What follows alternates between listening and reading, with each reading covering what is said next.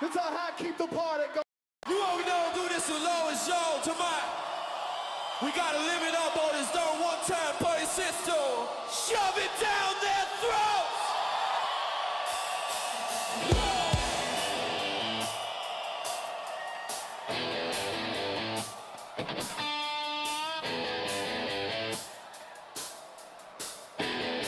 Well, they call it Tiff and the Punisher.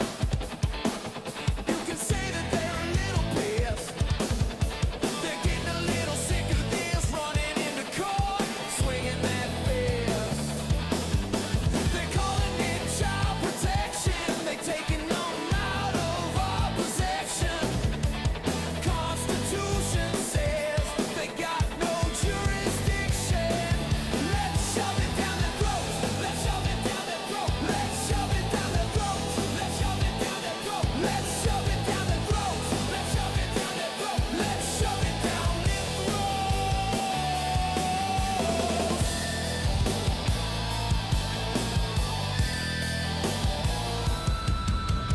This is for the ones in the trenches, lost the children and had no defenses. See the eyes of the innocent. It has never been a pretty business. You can feel it when you walk in the courtroom. This is not about you, not about the family. Love, it's about the power, the money, the fun.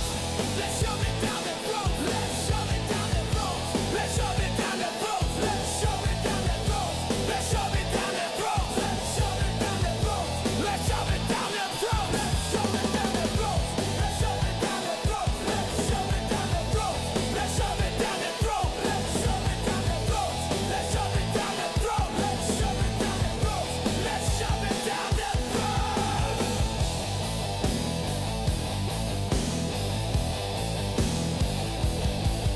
We got Tiff and the Punisher. We got Tiff and the Punisher. We got Tiff and the Punisher. We got Tiff and the Punisher. We got Tiff and the Punisher. We got Tiff and the Punisher. We got Tiff and the Punisher. We got Tiff and the Punisher. Let's shove it down their throat.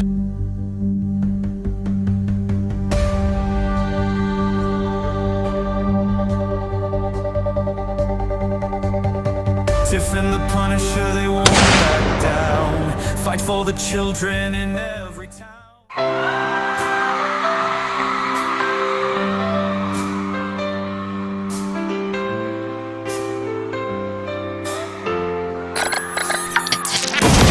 They are taking our kids every day. I try to meet and no one has a thing to say for those who have been isolated. Don't be worried, you have a voice today. So listen up everyone, here is the story. Child Protective Services is real. CPS is what they call it. They want our kids because it fills a lot of people's wallet. We all think it won't be us. We say when they come we will be so tough. It all sounds good when there's no one to take them. But when they come, your voice gets to breaking. Stay calm, step away. CPS ain't taking no one today.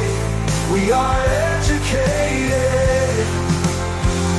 Stay calm, step away. CPS, you need to leave. I know the tricks up your sleeve. You can't do what you're trying to do. We have done our homework. Don't do a damn thing without a warrant. You no longer will steal our kids this way.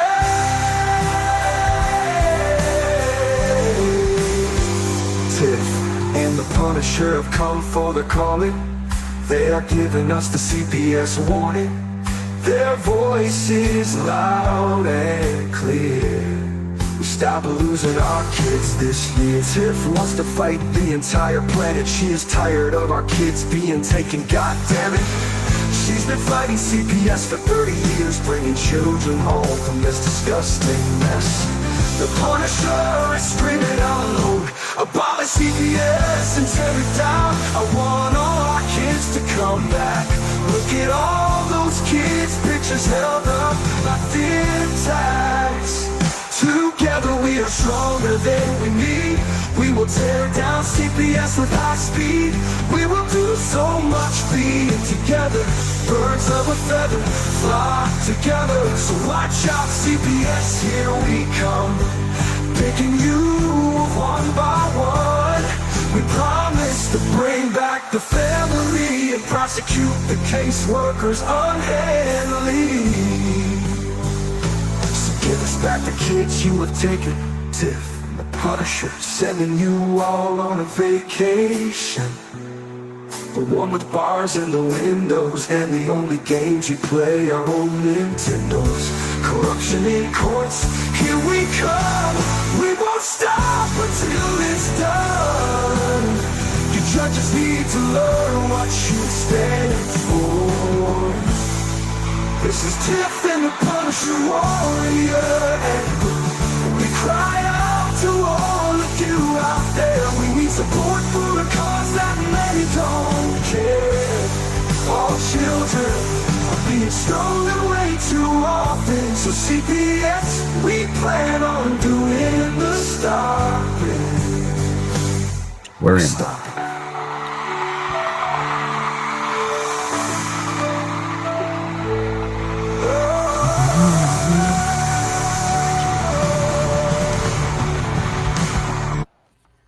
All right. Well, Tiff, first I think we should start with it's a bad day for us advocates and journalists and everything. Yeah. With Charlie Kirk getting Murdered. murdered. That's right. There's no other way to say it. So I guess we should do a quick moment of silence for him, huh? Yes, and his family. Yes, and then I want to speak on that real quick. All right.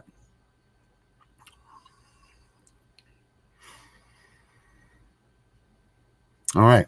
And that's bullshit that they did that to him. And anybody that knows anything knows that that was an assassination attempt on him. There's no doubt about that was.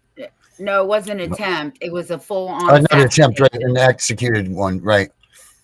So this is what I want to say about that real quick, Darren, because I've been thinking about this ever since my dad called me crying in tears, okay? Like, I really thought that my dad knew this man the way he was crying. So I don't care if we like what other people have to say. They don't like what we have to say, but we all have the right to freedom of speech. Mm-hmm. And it's very different when you start murdering people, okay? Now, I could see if this man was putting crosses in yards and burning them, or he was out here hurting people violently. I could understand that. This man literally said what he thought. And if he can be murdered over this, just remember, all of us putting our asses out here on the line, it could happen to any of us. And I feel really bad for his family. I don't know much about the man, but if my dad said he liked him and my sister liked him and they're both crying over this man, obviously he was doing something good. That's all I have to say. Please keep his family in your prayers. Well, absolutely. And our next guest, Billy, she's actually felt the wrath of this type of retaliation in her story. So let's get her out here. And I think that her compadre, I think he might still. Oh, here he comes. He goes flying into a seat. But let's bring Billy out. Billy, how are we doing? I'm going to bring out John with you too. He made it back. Hey, JB. Thank you for having me. I got to tell you, Tiff, I'm feeling like your dad and sister. I just come up from with buddy. But can you mute that? Yeah, Renee Wiley, who's on our team, when things happen, it's always John and Renee that get a phone call from me. And when I called Renee, she was already crying. I was crying with her. And I said, you know, the thing about this is that we are very emotional as parents, as grandparents, as people who are fighting to end the destruction of our country. And I think the hardest part about today for me, oh God, here I go again, sorry, That's is that this young man actually reminds me of my middle son, the tall, the dark, the handsome kid with the, looks good in the suit, a great attitude, great morals, great ethics. my son's not as strong of a Christian as Charlie Kirk, but he's that kind of guy. So I'd see Charlie and I'd always laugh and I'd give a, "Hey, Charlie," to the television when I'd see him, and I'd just kind of give him the, thinking, "Oh, this kid knows me. I'm grandma. I'm somebody with this," never met him, but I always felt close. And hearing what we're hearing from this country's, I'll say the other side, who didn't like him. And I'm not saying that because I'm not on either side. I'm kind of one of those that we're bipartisan. I'll tell you, in DC, we're working with Democrats, Republicans, anybody who's got the ethics to do the job, we're working with them because they're all one and the same anyhow. There is all these people who think you've got a Republican and a Democrat. You might as well spend some time in DC. They're all crap. Right. So, so getting anybody that's decent is a crapshoot there. But Charlie was one of the good guys, And so anyways, I'm not going to keep going and harping on that, but I'm saying it doesn't matter what this young man's affiliations were. He never wished ill intent on anyone. Anyone. And even if he had, God bless the USA, remember, we have a right, if we don't like someone, to say something. It does not give someone the right to take a life. And Darren, when you said, what you said resonated with me too. This was a hit. This was not some strange body out in the, we're going to find out a little bit. We're never going to find out the whole story probably on this. We've seen this video, right, guys? So we have the video. Yeah. I at first thought it was an AI. I really did. Oh, yeah. And then when I realized it was like I couldn't breathe. And again, for those who say, "Oh, I had somebody say, well, now there's one less of them spouting hate." And I thought, that's ridiculous. What did this guy spout? He was all about love and kindness, So anyhow, I sent a text message to my family and I just said, "Guys, someone I care about was murdered today. And I want you to think about this. Every one of you," and it's our family group chat. I said, "I just want you to know that each one of you matter in this family. We love each other. I love you. And let's hold each other close today, because by the grace of God," right? And it doesn't matter how we feel when we don't have the ability to have full leadership that doesn't stop these atrocities. And I'm going to go right into Toll and Roill. Why we're in DC. We're in DC because of stuff like this. We're in DC because we have too many people who believe they can take something from someone else, right from their, like for me, even down to my tidy whities. They stole our ranch. They SWAT teamed us. They took everything we owned. Today, it went to the nth degree. A life was taken. So we're in DC because we know what connects all of this. And when you do your homework and you quit dividing, just like they divide us in race, color, and religion, they've divided us in CPS, APS, guardianship. You've got all this circle around us, and right in the middle of it is the judicial warfare using counterfeit, forged, and perjured documents in land records and court records in order to give a perception of the ability to take. And that, my friend, in counterfeiting, no matter where you are, is treason, and it's a hanging offense under the Constitution. So why this matters is because what we did is the day I found my ranch burned down, Renee Weiler got the call, and JB right here, John, got the call. And he said to me, "It's time to roll." And from March 7th to this day today, we have logged 8,000 miles by car back and forth from DC. This will be my 5th trip, John's 3rd or 4th trip. Third. And we've taken if you go into our tollandroill.com website, we've got a link there for all the documents. The only document not in the code is the affidavit of remedy. The affidavit of remedy is extremely powerful, and it ties all of the cases in through the documents. It's just like saying, you and I are connected. We bleed red. It doesn't matter what color we are. What? The same thing with these cases. These cases bleed blood red through these documents that steal everything. So That's why we're in DC. And John can give you a little further, but I'm telling you, today our country has hit the precipice because this young man, in taking this young man's life, it's like when I saw my ranch burn down for me as an individual woman, everything, the phoenix rose. Toll and Roill was born that day. Today, the phoenix is rising. This is we, the people, are coming together. The people will not tolerate this. This is done. We are now on the precipice, guys. I hope you're all prepared for this because what's coming next, this is going to be big. My opinion, my thoughts. Well, it's My not just your opinion. My dad said this is going to start a civil war.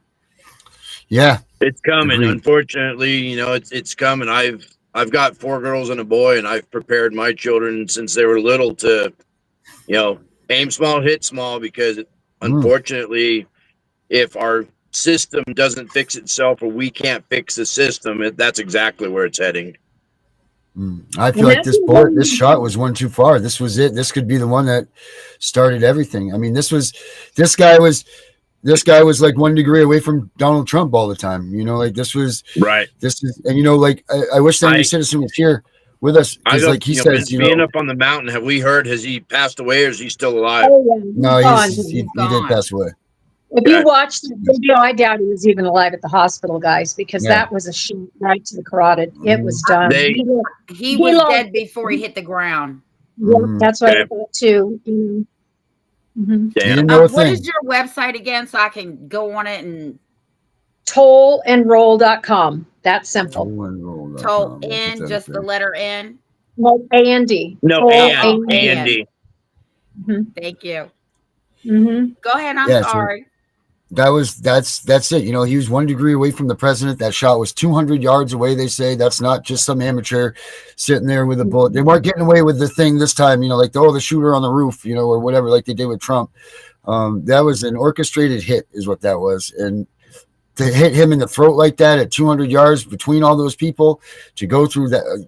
Come on. Someone did that. Just like they said with Elon Musk and his cars, you know, this is a hard shot across the bow, domestic terrorism. Yeah, big one. You know, that word is also part of why we started this Toll and Roill thing. You know, I like Billy, I lost my house in January of 23. I fought a valiant fight, but due to dirty judges, dirty lawyers, dirty system, they caught me with my pants down, and I had 12 officers at my house January 27th of 23.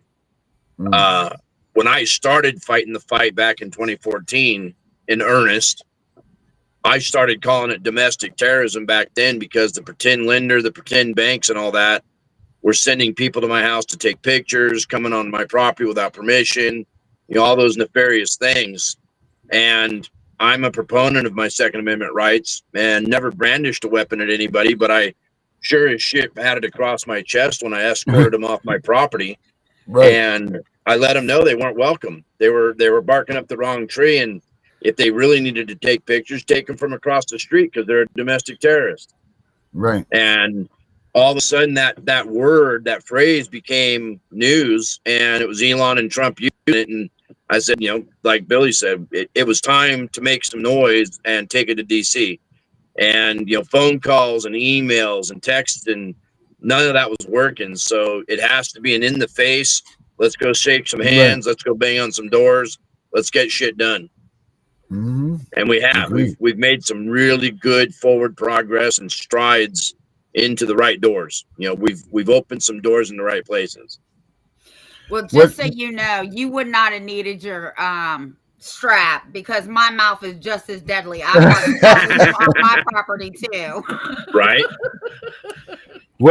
What's your biggest accomplishment to date, you guys? What have you guys, your biggest, if we were to say like get everything out there, what's your biggest accomplishment that make people be like, holy shit? John, what would you say? I've got to say that we've been inside Doge not once but 3 times physically. We're going back again with Doge, you know, and they're the bounty hunters. And, you know, this trip, I think we've got 3 or 4 locked in appointments already with senators I believe we've got an appointment, sit down with the actual people for the Senate Judiciary, Senate Ethics Committee. There's a couple senators that, I don't want to say anything political, left, right, center. We don't care which side of the fence they're on if they're playing ball the correct way, right? So we've got some senators on both sides of the field that have come to the table. And I know we have an appointment with Ohio. I suck with names. So Ohio senator and her team. Congresswoman. Congresswoman. Okay, my bad. Because people have asked, well, people get real mad when things don't happen instantaneously. Our country has become a country of instant gratification. Instant now. Yes. Now, and I've been at this 18 years. I've been SWAT team twice, beat by sheriffs, attacked by sheriffs, had our animals poisoned. I had horses. Our chickens were ritualistically like a devil worshiping in a circle with their feet clipped off in the middle. Trespass, threats galore. When you've gone through the war, and that's what it is. This is a war against our people by entities who have no choice but to go to prison. And some of them, people get mad when they hear hang or get shot, but I can't. What is state just passed? One of the states, I'm going to say Tennessee, but I don't think it's Tennessee. For if you touch a child and you're convicted of pedophilia in this state, they now have the firing squad. You can be up in the firing. So why I say this is important is because we need as little violence as we can have. But sometimes it takes aggressive behavior for professional reasons to get crap done. But we don't have to use that in DC. That's not when you're using it. We're going to do business. We've got the people there. We like them. They like us. We go in. We don't go in as business people. We're like a damn Dr. Seuss book half the time. Look at John and I. We're not your normal business people. We go in. We fight like brother and sister. You can hear us tell each other "fuck off" under our breath. Excuse me. I probably shouldn't say that. But I'm sorry. That's here. That's you're fine.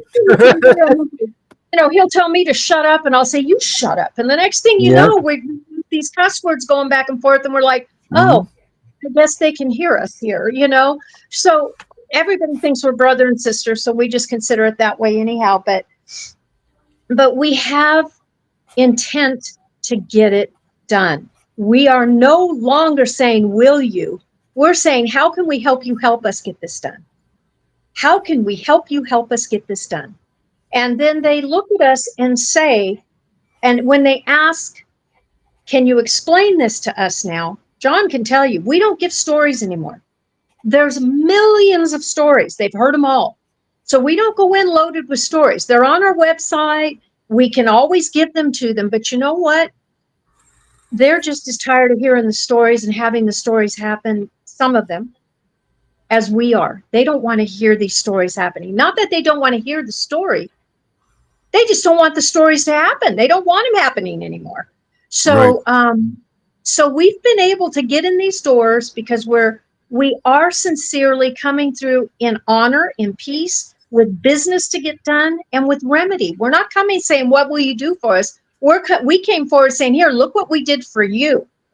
And you've read the paperwork, Darren. Darren, this is good stuff. We've done it right. We've had good people on our team. We've got millions of victims behind us, but we have hundreds of whistleblowers, people who are professionals, people who know when they look at the information we have, it's doable. This is not a remedy that is hard to do. It really isn't. What makes it hard is that the people in charge with bar cards are the primary perpetuators of these crimes. So when they see that that is what our remedy does, is it stops them, it holds them accountable. You went into the court. Do you know how they lie to steal your children? You know how they lie to steal our homes? The whole thing is these lies, there's laws against all of this. So we need to honor those laws. We need to honor the law. And these courts acting outside of the law, that's why we took everything in this petition of remonstrance to Congress. This is Congress's job. Petition of We're Remonstrance? Is that that's the name of it? Petition of Remonstrance? Petition of Remonstrance. We did that. Tomorrow, just clean some of that brush, just brush it back a little bit. Right. In And then we mute get yourself, John. Mute yourself, John. I In got 20 him. He's got it. Sorry about that. I got him. Oh, okay. Okay. In 2019, while my case Powers versus Bank of New York Mellon was going on, people from all over the country came into it. It was a first impression case, mirrored the what's it called? The Credit River decision, but brought it all in. And I had a woman who's a over 35-year prosecutor with the government call me, and she helped a little bit because she said, you've got the case here that can do it. So I brought in all kinds of people, let them come in as interested parties. And that was when God did the magic. I mean, it was obvious. She told me, she says, you do this case is going to get too big. They're not going to let you win, but you're going to have to take it all the way. And then let's see what God does with it the rest of the way. So in 2017, the case was filed. By 2018, it was opened up to interested parties. By 2019, it was in appeals. By 2020, the Supreme Court had it. Problem is that they couldn't let it win at the time, because it would have done what we're doing now. Mm-hmm. It would have demanded the AG come in. It would have demanded a complete accounting of every land record and court record. But guess what? We didn't have Doge then. It wasn't the right time. So we were ahead of this curve with this.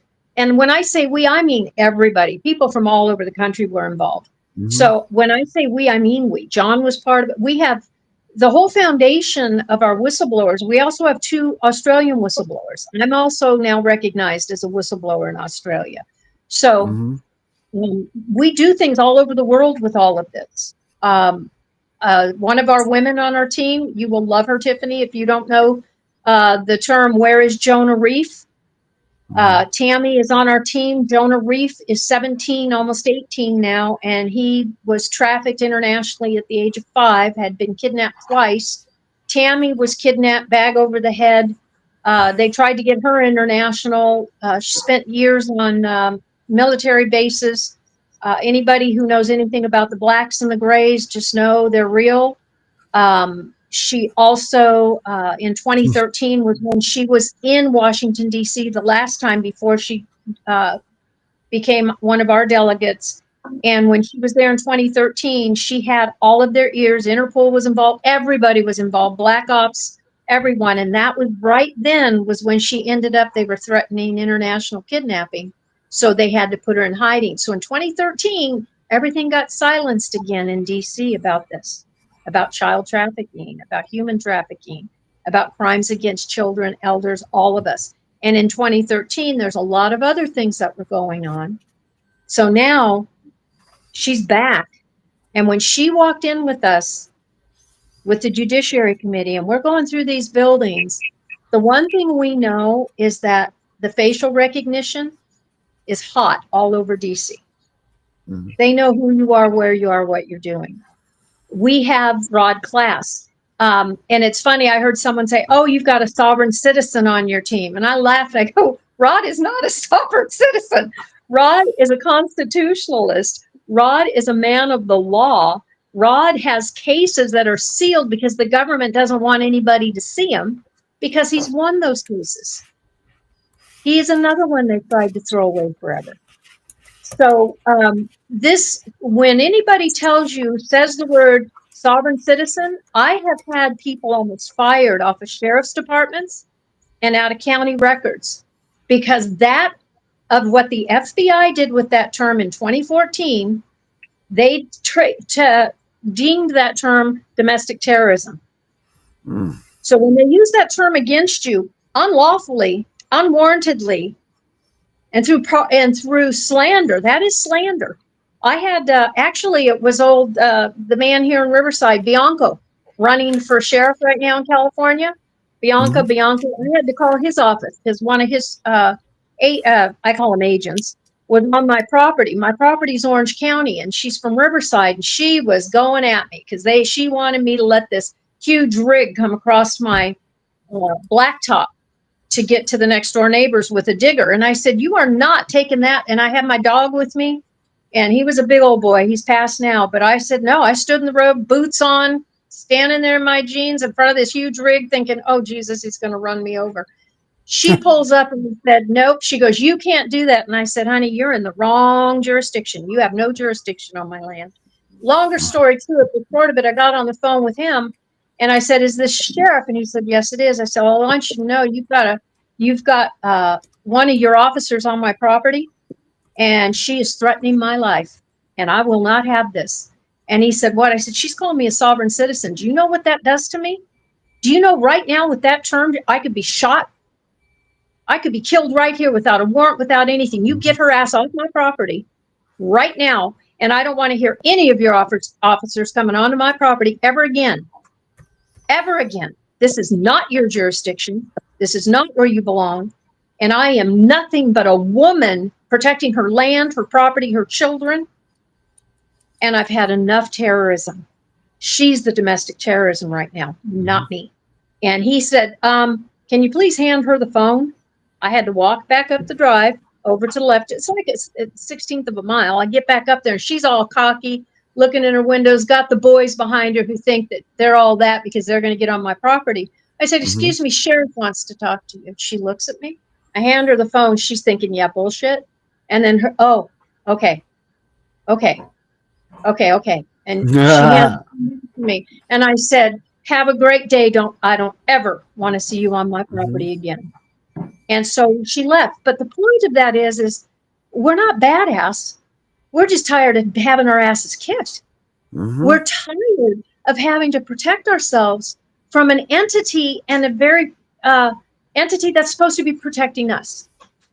And when that entity doesn't recognize their own boundaries and their own jurisdiction, this is what's happened to our country. Our courts are out of balance. Our law enforcement's out of balance. Our judiciary, our executive branch, our legislative branch, everything is cattywampy right now. But what we did is we went and we say, look, we get it.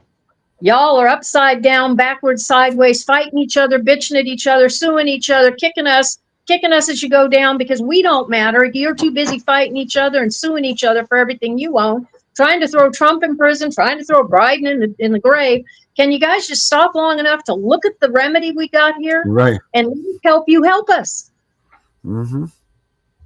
Right, John? Yeah. Yep. Sorry, I was browsing. Well, this is what's going on. We've got the remedy there. And if anybody goes to the website, you start at the top. That's where the petition of remonstrance is.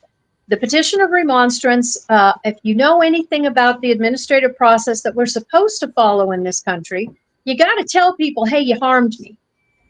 Hey, over here, you ran over my foot. I got a broken foot now.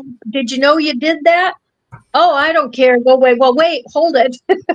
You got damages to help me take care of here. Okay, then we compromise. We get down. You don't need a judge for all this, right? So then we get our redress. We put our redress in Trump's first administration. So it's in the third administration right now, folks. So we give it to Trump. We had 15 states to begin with.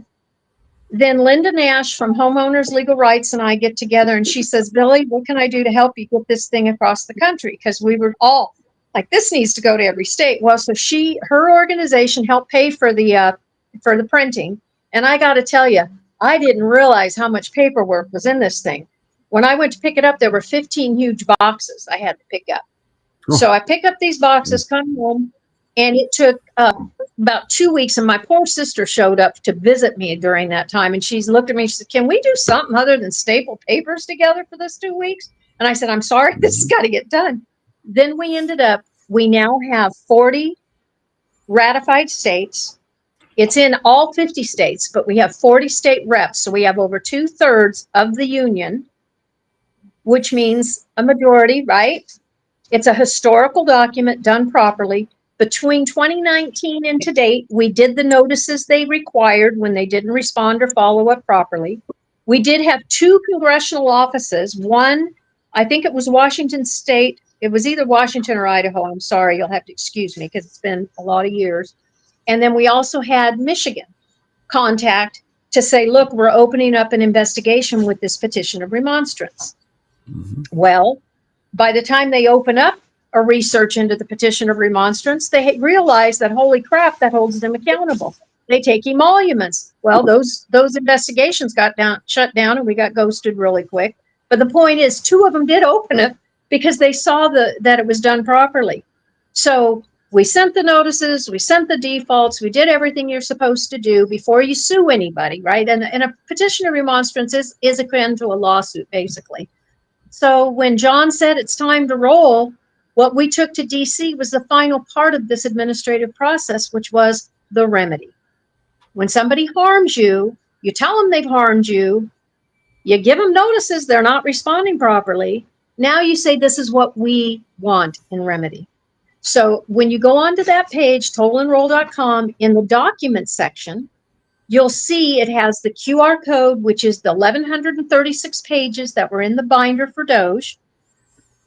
Also on top of that was the Doge affidavit of remedy, which is what I'm talking about now. Yep, that's it, Tiffany. So in the documents, as you scroll down, you'll see that we've got links to every document. You can look at them, you can read them, you can use them. The petition of remonstrance is for everybody. Then you're also going to come to a really nice picture of Rod Class. Rod Class is a bounty hunter, recognized within our republic. He is a bounty hunter. He's also a private attorney general, which a private attorney general is a lawful constitutional office. Have a little briefing here at 18:45. Okay. So the good news is we've covered all bases. We have really neat people going back with us to DC this time, and we don't want people to join us in DC because we give them who's coming, because we want you to know that you come to DC, you're going to meet people you want to meet, but we don't want you coming just for celebrity. We don't want you coming because we give you a name who's supporting us and who's coming. Rod's part of our team. There's that picture. You can see that vest he has on. He wears underneath his suit jacket. Those emblems on there are his bounty hunter patches. Oh, so wow, Rod, cool. Yeah, it's really cool. I mean, this is all lawful stuff. So this is not anybody. Again, you want to say sovereign citizen to me, you better be ready for me to make a call to a sheriff or a police officer, because I will call him. You're threatening me. You are threatening me. You're threatening my life with that term. And it's unacceptable for people to think they can just throw out any term, because there are certain things you can't do. And the First Amendment was actually written so we can act out against our own government. And people want to use that as a reason to harm other people. You better start rethinking what our Constitution actually says about the First Amendment. Right? Absolutely.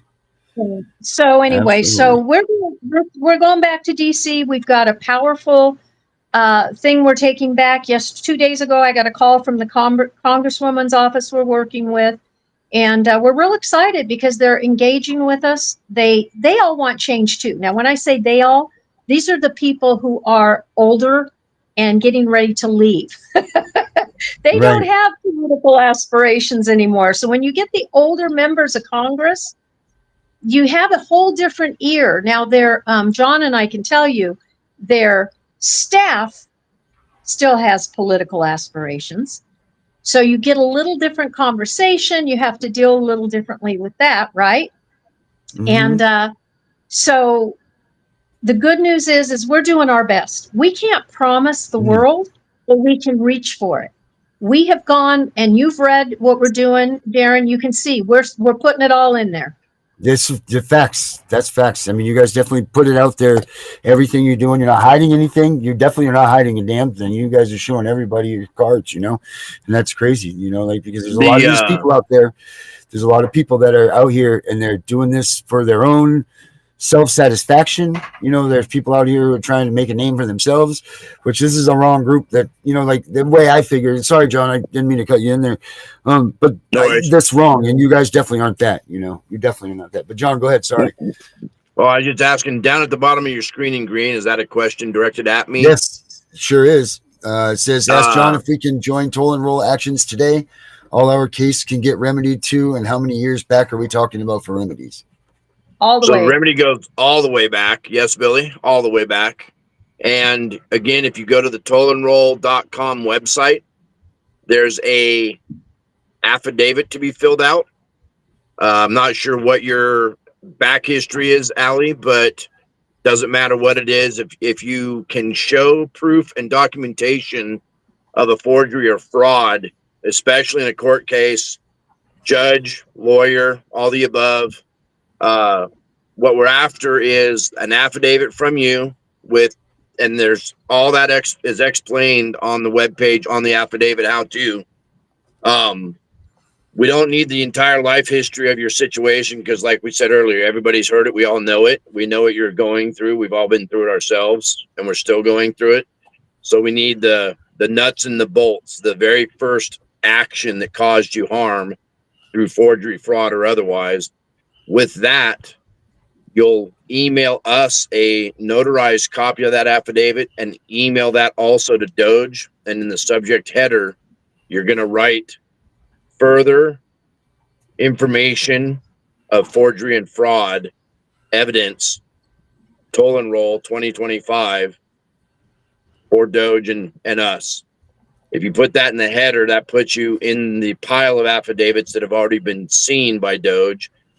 They will see that. We will see that, and we'll add it to the whole list that we have going on. Did I miss anything? No, but actually, once you do that too, then we can put, if you want to send us a video, do an MP4 or a YouTube video, we'll put it up on our website. But make sure, now remember, the focus here is the counterfeit, forged, and perjured documents. So if you went into CPS and say the social worker created a fraudulent document that said, Mom hit the child in front of me, the child said he doesn't want to be with Mom, I personally witnessed that. Okay, well, if you were there, obviously, you know that wasn't real if you didn't do that. So you're going to show, and the smart thing is a lot of people have cameras in their homes now. If you're dealing with CPS, APS, any of this, you're smart to have a blink or any kind of camera that is security because they're cheap and they run right through your phone and you can use those. But did she say Mom had a bank account with $100,000 in it and the children were starving? Well, you can go to your bank and show, where is she talking about? She's perjuring. This is a fraudulent perjured document.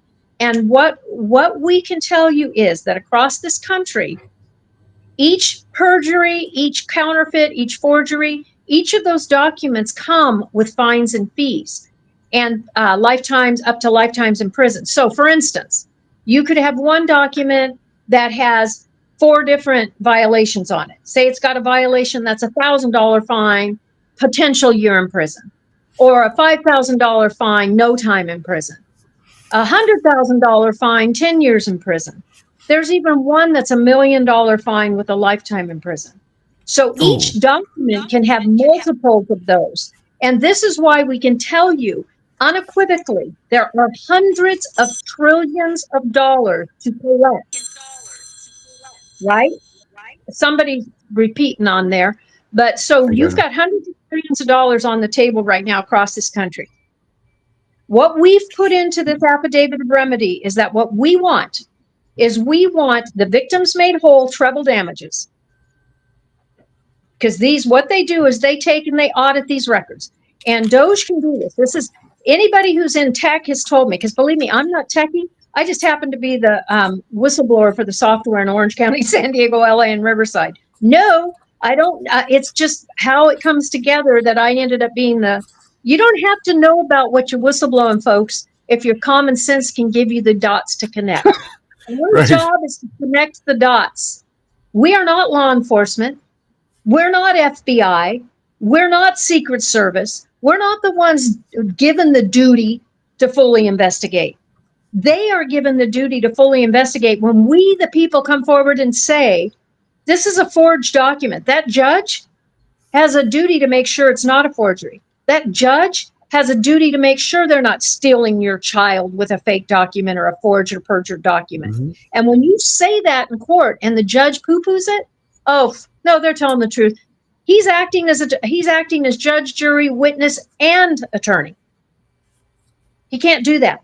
But that's what's happened in our courts in every case. So doesn't matter. You've got a home, child, parent. Each one can substitute each other in these sentences. Did you have a home taken? Perjured documents. Did you have a child taken? Forged documents. Did you have a parent taken, locked down in isolation? Counterfeit document. Was a doctor involved? They're going to be caught. Was the hospital involved? They're going to be caught. Social services, they come to your door. Nancy Schaefer, she was a great woman who unveiled all of this. We are not bringing anything that's lost to these people in DC. We didn't find this stuff. Even as whistleblowers, when we find something, it wasn't because it wasn't seen before. It was just because it wasn't transparent that we brought it forward. When we say we found, don't forget it wasn't lost to somebody else. And who it wasn't lost to are the court systems, the FBI, the CIA, all of them, the ABA, and we took the software, put it in Doge's hands with an associated white paper that proves that this software was set up in the 90s purposely to conceal, alter, change court records, allow for false dockets, false shadow cases, and these cases are run behind the scenes all the time. Your people who are trafficked, your women who are trafficked, your children who are trafficked. Women will be held in prisons or jails. The children will go to facilities. In those facilities, they'll be given fake identities. These fake identities go on these perjured, counterfeit, forged documents. These children are then held as criminals and tried as adults behind the scenes. This is all fact. These babies, and I'm going to say it, and this is going to sicken some people. You want to know where 2/3 of these missing children are? Look at the fat bellies and the fat on the waists, not waist, other than they are waist, other WAISTs Yeah. of the criminals. These children are eaten. It's true. I don't give a shit if this makes somebody shocked. You better be shocked because we're in DC because we're done with this. We are done with these children being sodomized, beaten, raped, used themselves as if they were trash, because that's how the people in charge. Now, when I say in charge, you're going to have layers of that, right? You got your police officers, you got your sheriffs. Well, within those departments, you have gangs. And within those gangs, you have people who are used as handlers. They're low-level pieces of shit. They are nobody, but they're someone to be afraid of, because those handlers can counterfeit, forge, and perjure documents all day long. And they have handcuffs. They have jail cells. They have things they can put over your head and throw you in blacked out windows. I was followed by a kid today. I forgot to call you. I was going to call you, John. He was in a black Chevy Tahoe. I all of a sudden looked up and I thought, that car's been behind me a long time. I'm at a stop sign. I see him take up his phone up over his windshield. He's taking pictures of my car. I turn around and I have my phone. I thought I was taking pictures, but I didn't do the flip around. So I was taking pictures of the front of my damn car. But the point is, he saw me. He saw me taking pictures of him, and he skated out to the right. When I was under investigation and not knowing it, and the DA was involved, the DA's office, back when my home was being trespassed, back in about 2015, between 2015 and 2017, I had an undercover guy, a PI, who was doing work for a friend of mine, who I had helped with moving some storage stuff. Well, they had to investigate everybody around that theft, because that's what they do when they investigate. And he called me one day because she told him, she said, you got to call her and tell her what you just told me. And she says, I can't tell you. He has to do it for whatever lawful reason. So he calls me and I said, yes, that's who I am. He said, first of all, I want to tell you, you are effing boring to follow. You don't leave your house. And when you do, you got a huge dog with you. You walk to the beach or you're up in the mountains. You don't do shit. And I said, I know. And he says, but you know what was interesting about following you? Is following the black cars that were following you. Now, I'm nobody. I'm just low level on the ground woman who wanted to save her home, raise her children, raise her fruits and vegetables, and collect eggs, right? Well, if someone like us guys can end up in that position, that's how close we are to actually holding the system accountable. And it didn't dawn on me. It's not me. It's we. It's because so many people were coming to that case. It's because so many people were talking. It's because Carol and I ran a podcast about identity theft, and Carol's a damn computer. And we were revealing these shadow dockets, shadow cases back in 2012 to 2015. And when that patented software got handed to me, I held on to it for 8 years. I never disclosed it to anybody until we handed it to Doge. Interesting thing about Doge's attorneys, they were so damn busy with Elon and all the stuff going on with Elon's cars and domestic terrorism and all the stuff they were doing. Big John, Little Billy, Big Tom, our team got into Doge's offices. We brought all this stuff and then we handed them the patent. Well, the attorneys hadn't looked at anything. Once they did, they tried to take everything. They wanted to shut us out of those offices. You can't take back now what's already there. And what's already there, as Darren can tell this audience, we have crossed all the T's, dotted all the I's. This patented software system that is operating, it's like when they steal your home. They have 100 different LLCs, but you find out they all connect to one umbrella. Well, guess what?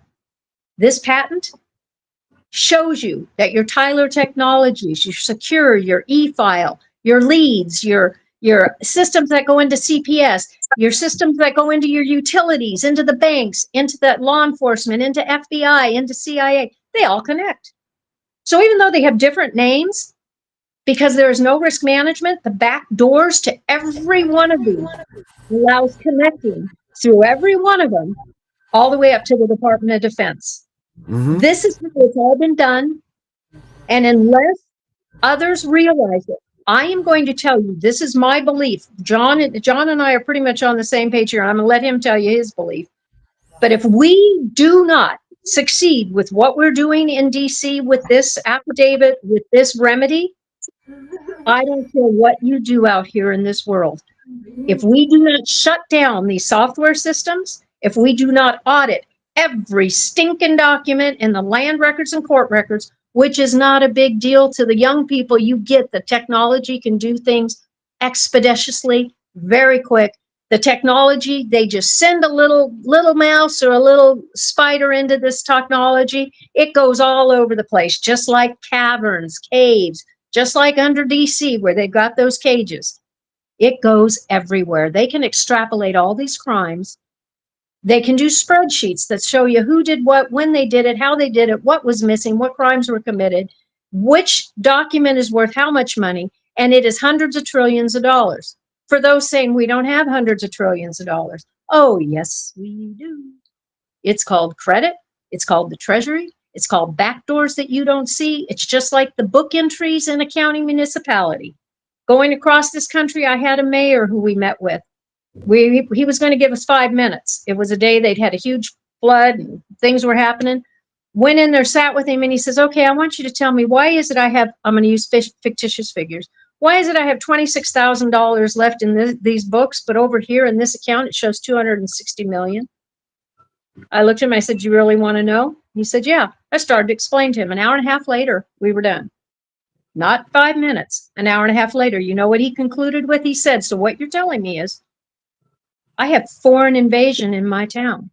I said, oh, hell yeah. You think it's foreign? You got China, you got Iran, you got Turkey, you got Italy. You have everything because this country is predicated on a software system that interacts worldwide to the Department of Defense, but they didn't put any back doors on it. That means anybody can come through these. And think about this. This is why even our medical ties into all of this, our insurances. Because what have they done? They've sent all our information. Who do they have answering phones? They got Jamaica answering phones. They got Iran answering phones. They got, I mean, you name it. When I talk to Humana's customer service, this ties in, folks. All of this ties in. I hope it's making you think outside the box.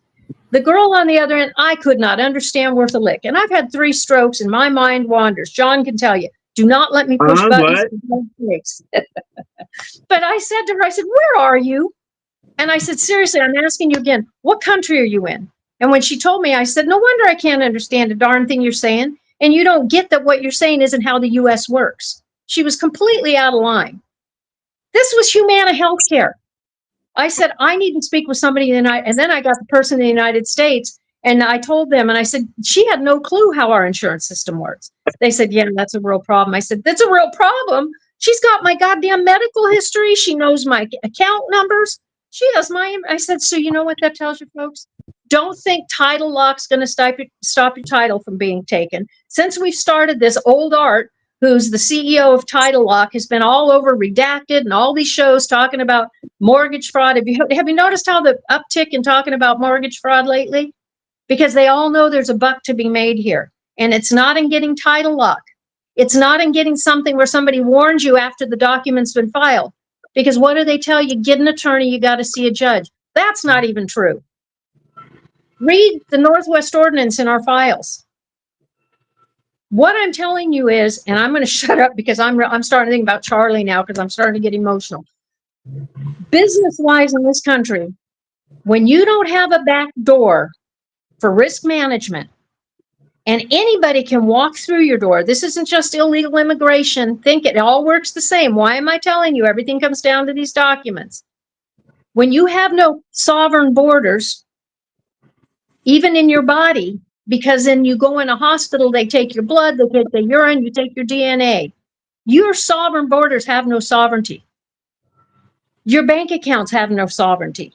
Sovereignty isn't a bad word. Look up the meaning. It'll give you a whole different reason to shut the fuck up on all this stuff. I'm sorry, but you people out there that constantly say sovereign's a bad word, it is not. It means something. It's a word. Look it up lawfully. It's a good word. So, with that said, we are in DC to succeed.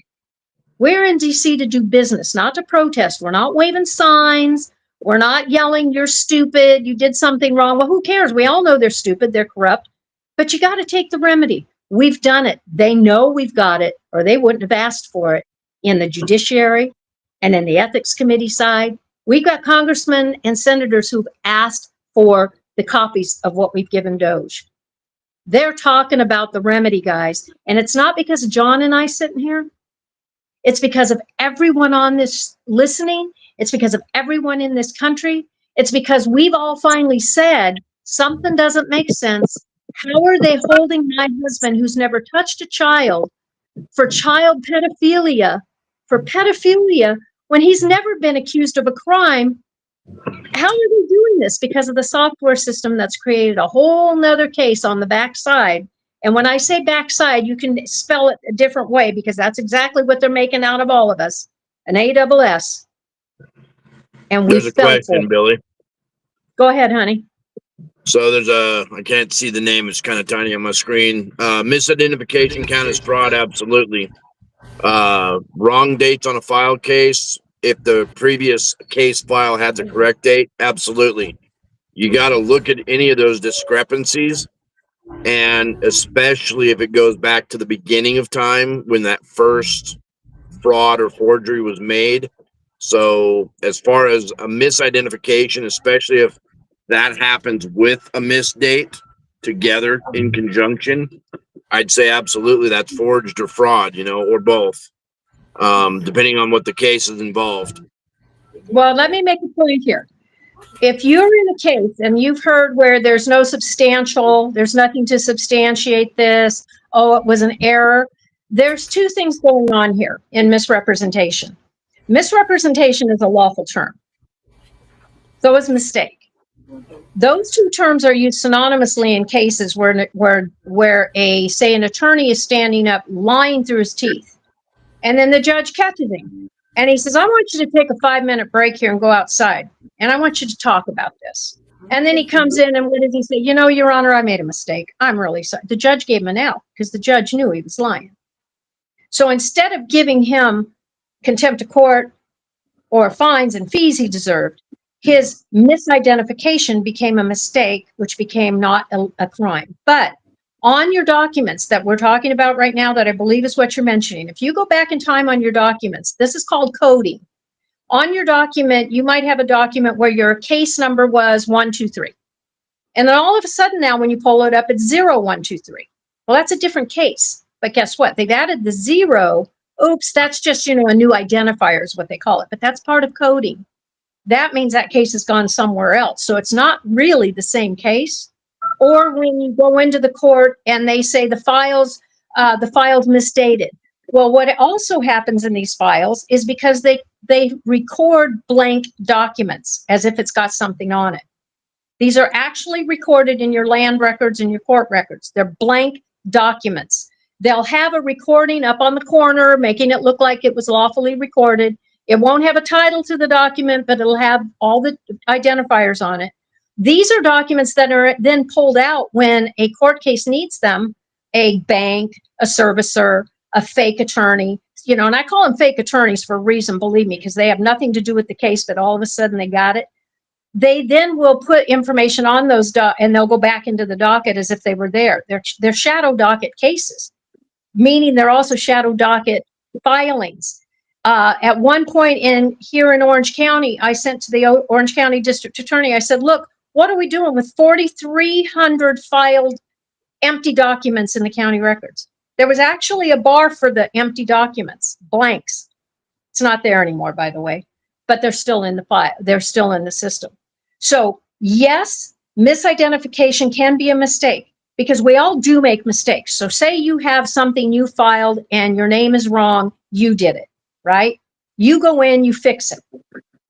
But if they do it, meaning someone coming at you, and all of a sudden you go and you open your mailbox, and instead of me being Billy Powers, I'm Bill Powell. I'm Bill Power. I'm William Power. I'm William Powell. I'm Powers William. That is identity theft because what they're doing is they're switching up your name for different cases and causes, and they have these things going on. So there are shadow docket cases they're attaching to you in order to, 1, make a criminal out of you, 2, rape your complete accounts on the backside, which are your treasury accounts, which do exist, folks. I proved it with a check. That's a whole nother 2-hour show. Tiffany, you and I should talk about that. You'd love to hear that one. But there are accounts there. And this is how the system was set up. It's all real. People know it. We are not a broke country. 37 trillion in debt. We can fix that with this remedy. So back to what this whole circle point is we make the victims whole. We give 30% of what was taken left to the retirement funds from state to state for the employees of the states and the government, because right now we can tell you they're empty. They're all set up on securitization, which is all hot air. That's why they're stealing everything we own, right down to our children.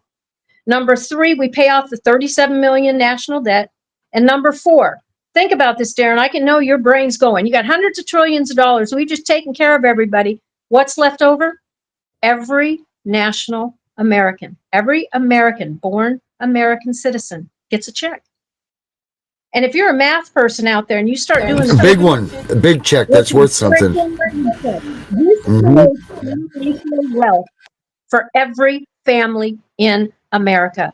Natural born, not second citizen coming here from Egypt or somewhere else, taking up residency. No, we're talking natural born Americans of this republic.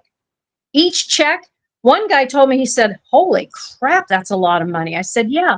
And he says, but what about the people who don't know how to handle it? I said, well, consider it winning the lottery. They're either going to blow it or they're going to use it, right? But what else does that do? Think about it.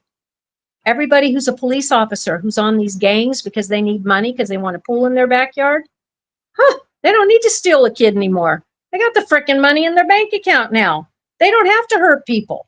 They don't have to listen to the guy at the top.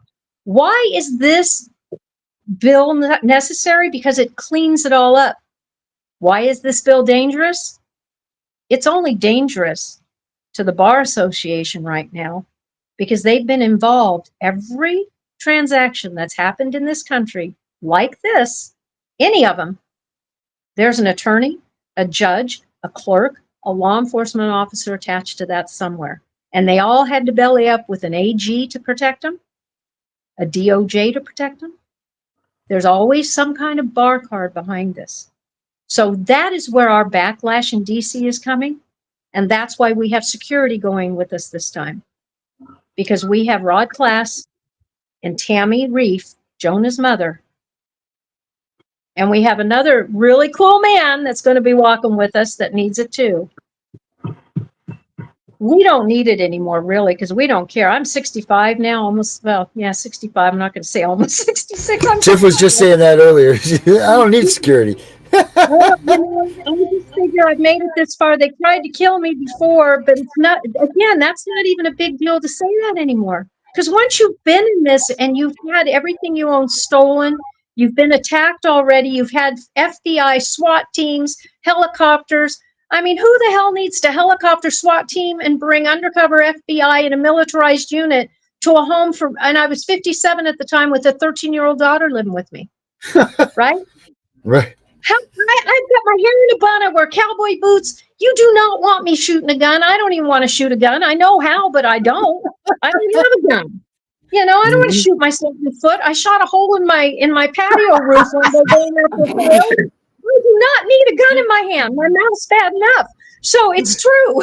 And I got to tell you, the cool thing about that hole in my patio roof, well, it's no longer worthful, but it didn't leak this way because of the way it shot out and the mushroom. Oh, nice. The rain didn't get through. Anyhow, enough of that. So, John, I'm going to shut up now and let you talk. John, what do you I got don't to really add? have a whole lot to say, you know, just that as we have done our things in DC and we've made those doors open, you know, I was just a house fighter in the beginning of this in April, and you know, but because we've come together with so many different groups of people, you know, I got a fast hard education in the CPS, the guardianship, the elder care, and all that, you know, and there's horror stories all across the nation, and that's why, you know, we in this group of people, we say we the people all the time because that's who we are. We are the people, we the people. Mm-hmm. But just like sovereign citizen has a bad taste in the mouth and a bad rap because of what it's been done and said and done with over the time. We the people, because of the things that happened before COVID and things during COVID and all that mess and BLM and those train wrecks, we the people also has a bad sound to it in a lot of people's ears. So we've done our level best, even though it is all the people, we the people. When we go in these doors in DC, we're stating that we are the people here on behalf of all of us people, not we the people. And stating it that way, just a little bit of play on the words, it gets us a completely different mindset of the people inside those doors. So we've done our level best to continue to run with that kind of game plan. As much as we in our head, you know, it's we the people, but by simply saying it a smidge differently when we're there in DC, it gets us in those doors. You know, and where we're at now is boots on the ground. We're door knocking. The more people that show up, the better in that we got more door knockers. Was it Wednesday we're going to be doing the most door knocking or Tuesday? I can't remember what day. Tuesday, Wednesday, and Thursday. We're going to hit every office in DC again this time. Yep. Darren, I think you're going to help me finish that letter up that I sent just to make sure it looks good. Yep. Already started. Thank Yep. you. You know, so Super. the more boots on the ground we have, the better. And you know what's really cool is when you have 4 or 5 people from different states that all walk up to a door and knock on that door and say, "Hey, we're a group of individuals and we're here on behalf of Toll and Roill, and we'd like to hand you this document.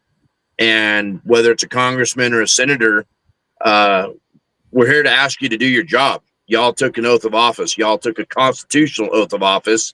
We, your constituents, are here to ask you to do your job proper."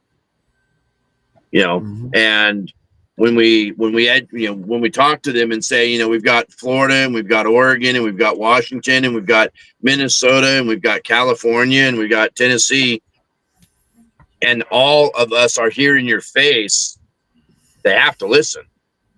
And most of them have listened, which is very cool. Doesn't matter which side of the floor they're from. They're all there to do a job. And when all of us come into them in person and we're conducting business and we're asking them to do their business, it gets us a completely different mindset and open ears. And, you know, that's what we're after, is the open ears, the open brain pan, educate them in the ways that they're supposed to be doing things. And with luck and proper education, both directions, we're getting traction, and it's the right kind of traction. And we just got to continue to roll with that, keep that right traction going so that we can get the business done and get everybody taken care of proper. Yep. And so for those who are listening, we're going, we'll be there all next week. We've got business to do on Monday. Tuesday, we've got really, really important meetings we're doing, and a couple of people. We got a House of Representative actually flying in to go with us. Another gentleman you'll all know, and I'll be excited to share pictures of afterwards, going with us. Wednesday night, we have a meet and greet in town, so everybody there will get the address of where we're going. It's a really cool old pub in town, and they've given us the bar area with the tables, and we'll be able to speak while we're there. And we're going to have some speakers. Rod's going to speak while we're there. The House member is going to speak while we're there. He's got some fascinating things to share. You know who he is, Darren. We already had that conversation. And so we're encouraging everybody. And if you can't go, what you can do, and this is a very simple thing, you just call your legislative offices in DC, whoever you are, just get a list, yours, theirs, mine, ours, make it the Brady Bunch of calling DC, right? Just pick up the phone, and just every day between now and Monday, make 25 phone calls. And yes, Saturday and Sunday do count, because when they get in on Monday, they got to hear them. So if on Monday morning they get in and they hear 25, 30 phone calls saying, hey guys, we just want you to know we just saw Toll and Roill and their team's in town next week. Please make sure to say hi and listen to them. They're there to do business. They just want to shake your hand. Get that out. Just give them our, call and say tollandroill.com. Go and look it up. Because what that does also is, anybody who knows computers, I'm sure, Darren, you get this, we're in their algorithms. We are already a spider in their system. No matter where or what office you're in, when they pull up our website, when they pull up our name, it connects through the whole DC.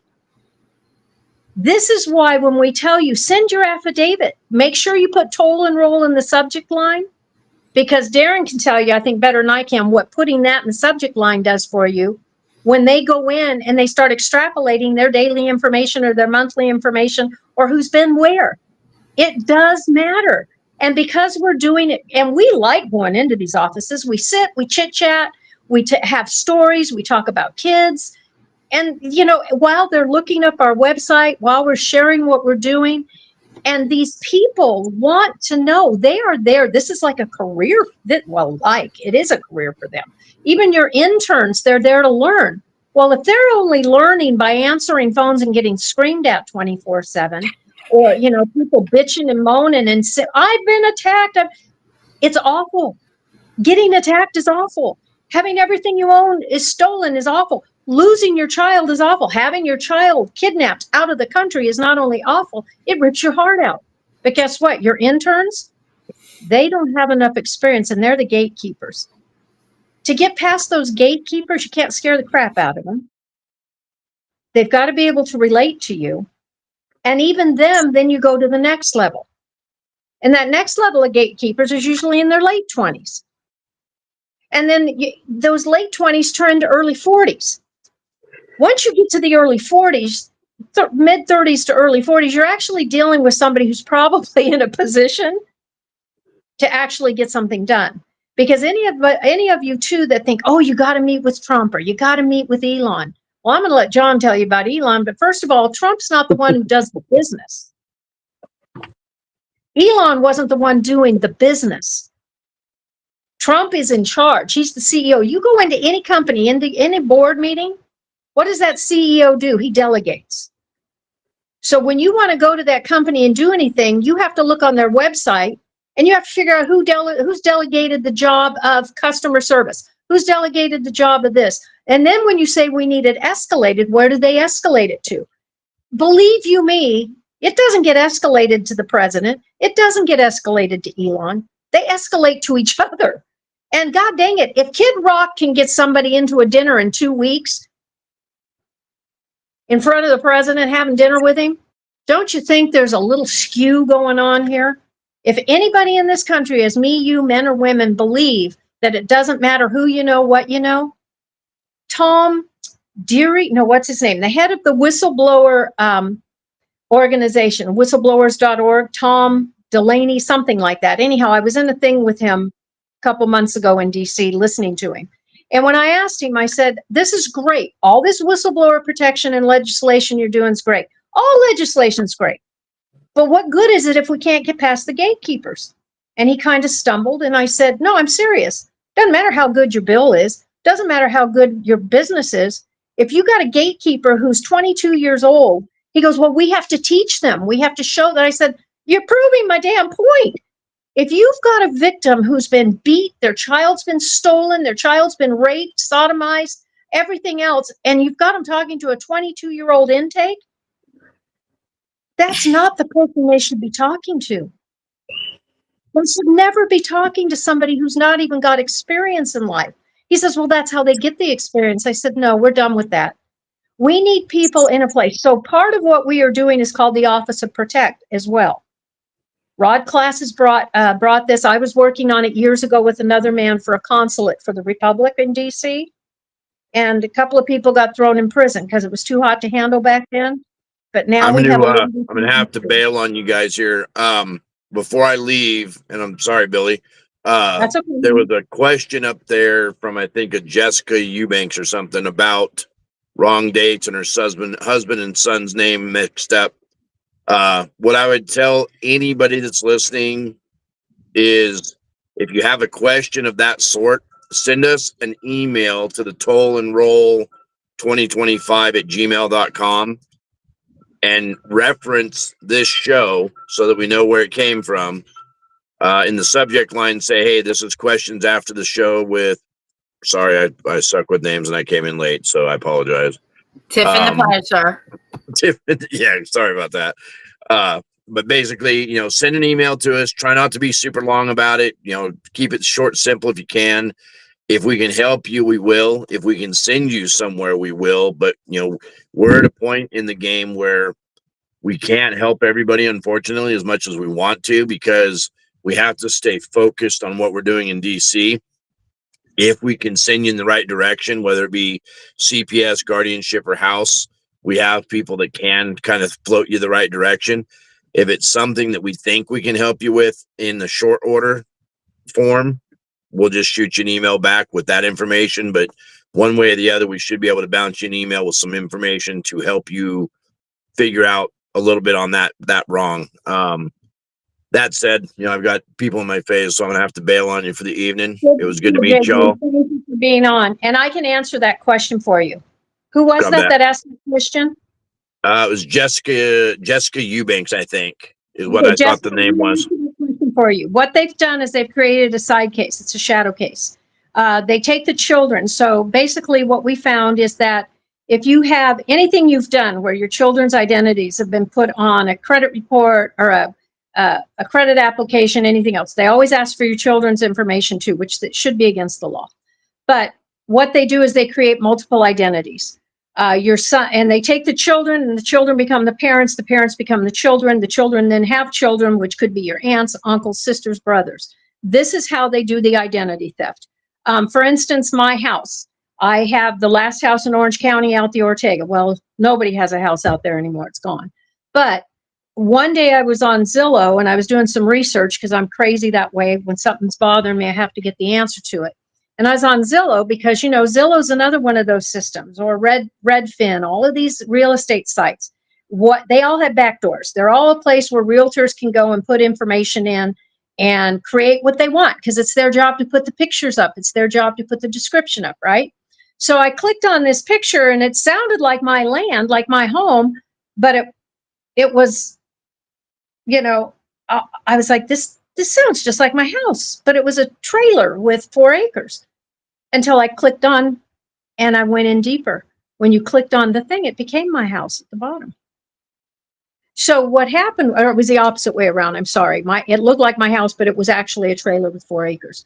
And then I went and I had a buddy who lives out in Menifee, and I said, I know this sounds weird, but I need you to go out to this address. Why don't you check it out for me? Turned out, you'll love this, Jessica. I'm sitting, and this is when one of my friends who travels a lot, he's lived with our family off and on for like 30 years. He's in his room, and I'm on my computer at that time. It's 2016, 2017. And I'm talking, and I said, Billy Ray Powers, Ruby Ray Powers, da da da da. And he yells, he starts laughing. He goes, what the heck? Why are you in there shouting out stripper names? And I said, what? And he said, those are stripper names. And I said, oh my God, no, these are names on this property. That's my property, that's my identity's on it. So anyhow, what I'm telling you is this was a broker. I caught him red-handed, turned it into the sheriff's, everything, went down there, reported it. He and another broker, when I bought my ranch, I was doing an assisted living build out, was supposed to. 2008 was not the right time to be doing that, folks. 2007, I mean. Anyhow, so I got it. I even went down to San Diego and pulled the birth certificate for Billy Ray, or Billy Starr Powers. Now, mind you, after I find this, all of a sudden I start watching my friends. They're getting all these friend requests from this Billy Powers because they think it's me. I'm like, what the hell? She's blonde. She's 20 years younger than me. That is not me. Well, I thought you were using an old picture. I'm like, oh, dear God. But point being is all these kids were created. It was one of the men's name was one of my grandfather's names, my dad's names. So what they do is, and it ties into Family Search and Ancestry.com, because anybody can create a family on those sites.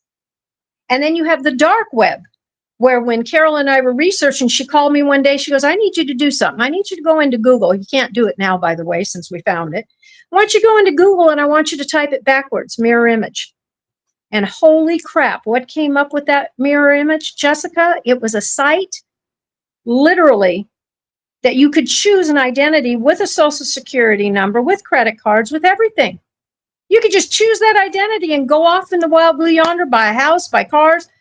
But by God, the best thing about that is that we realized we weren't crazy. When I got mail in a name that wasn't my name, but reverse. So you know what I learned from that? And this is very important, then I'll let you guys go here. What I learned from that is you don't use your house mailbox. Use a P.O. box.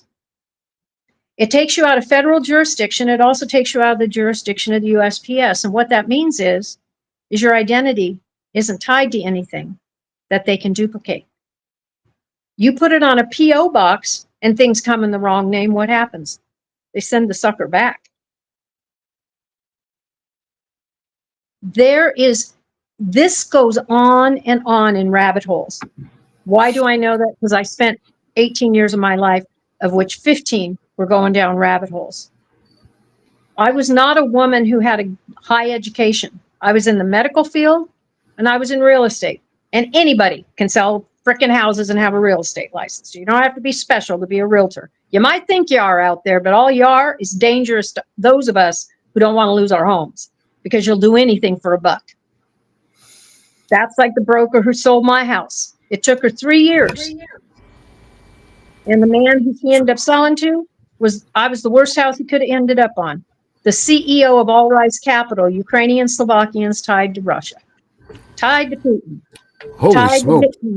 Oh no, that's a whole nother story. You'd love that one, Darren. I did a whole paper on it, sent it to the DOJ 2 years ago, told them, here you go. This is a foreign investor invading our country with ties to Putin, stealing land, and tied to BlackRock, tied to all of them. Wow. They did nothing. And they did nothing because guess what? I took them a problem, but I didn't take them a solution. Hey, Billy, how would you feel about coming back on tomorrow night? We can continue this interview. What is tomorrow night? I'll see. I've got actually anybody wait, that knows. Tiff can't be on tomorrow night. She's out there and she's got her NAACP meeting. I've got a big deal I'm going to tomorrow for a friend of mine that was suicided by cops a couple of months ago. Oh Lord. Yeah. We can do it Monday. You Monday? know what? We can do it. We'll do a show with you from DC. We'll be in the house.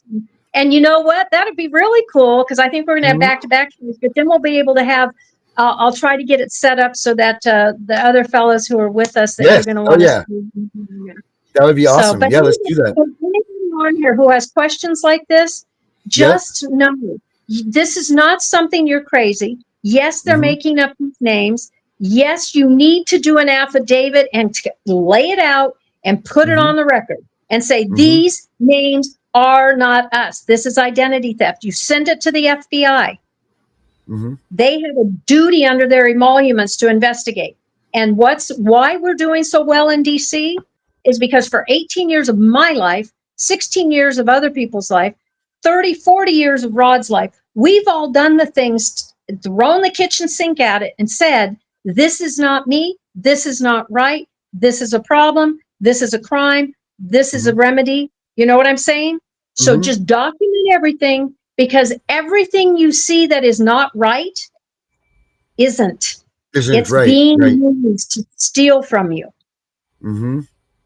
There you go. Sweet. So, you know, I'm Sweet. going to tell you what, I sound like I know everything.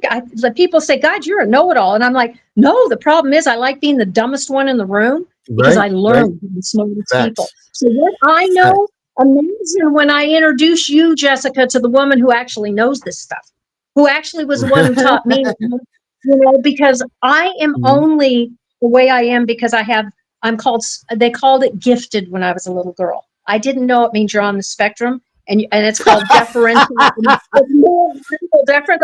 My siblings just told me I was retarded. So it's just, you know, what it is.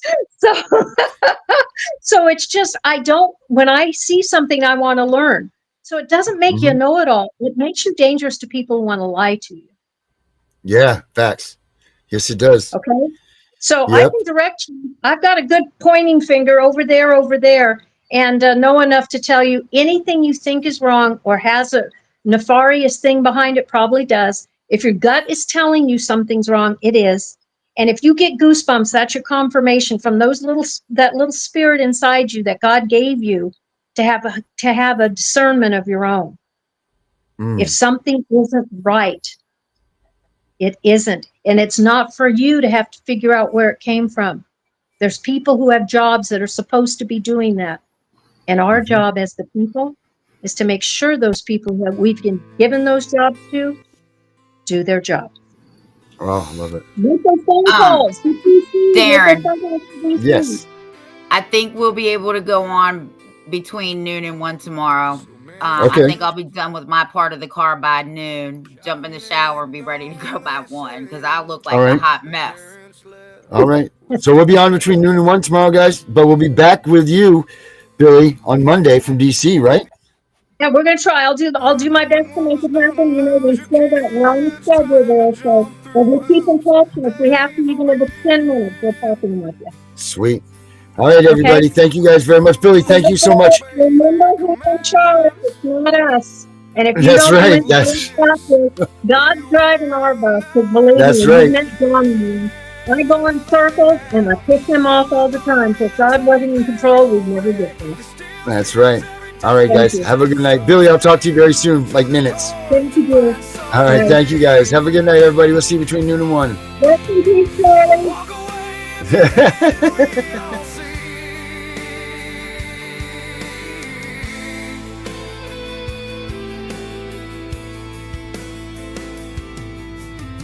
You did nothing wrong.